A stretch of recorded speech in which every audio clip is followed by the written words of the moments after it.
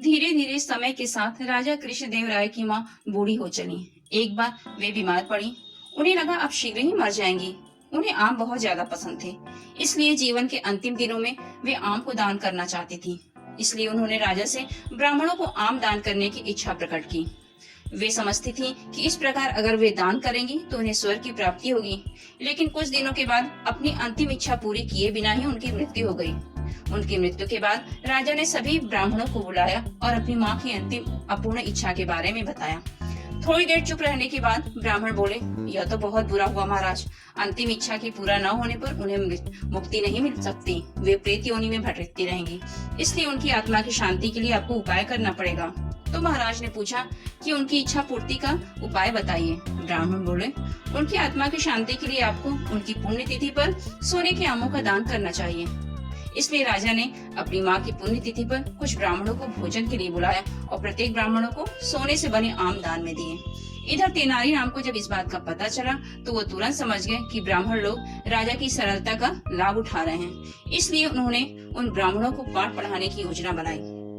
दूसरे दिन तेनालीराम ने ब्राह्मणों को निमंत्रण पत्र भेजा और उसमें लिखा कि वह भी अपनी माता की पुण्यतिथि पर दान करना चाहते हैं, क्योंकि उनकी माँ भी एक अधूरी इच्छा लेकर मरी थी और जब से उन्हें पता चला है कि वे भी प्रेत योनि में भटक रही होंगी तो मेरा मन भी बेचैन उठा।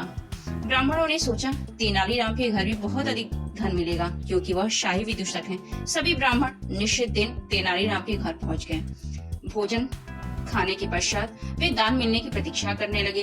तभी उन्होंने देखा तेनालीराम लोहे के सलाखों को आग में गर्म कर रहे हैं। जब पूछा तो तेनालीराम बोले कि मेरी माँ फोड़ों के दर्द से परेशान थी। मृत्यु के समय उन्हें बहुत ज्यादा दर्द हो रहा था। मैं गर्म सलाखों से उनकी सिकाई करता इसके पहले ही वो मर चुकी। अब उनकी आत्मा की शांति के लिए मुझे भी आपके साथ वैसा ही करना पड़ेगा। तो ब्राह्मण गुस्से में तेनालीराम से बोले, हमें गर्म सलाखों से दागने पर तुम्हारी माँ की आत्मा को शांति मिलेगी? तेनालीराम बोले, नहीं महाशय, मैं झूठ नहीं बोल रहा। यदि सोने के आम दान से महाराज की माँ की आत्मा को स्वर्ग में शांति मिल सकती है तो मैं अपनी माता की अंतिम इच्छा क्यों नहीं पूरी कर सकता? यह सुनते ही सभी ब्राह्मण समझ गए। वे बोले, हमें क्षमा करो, हम सोने के आम तुम्हें दे देते हैं, लेकिन बस तुम हमें यहाँ से जाने दो।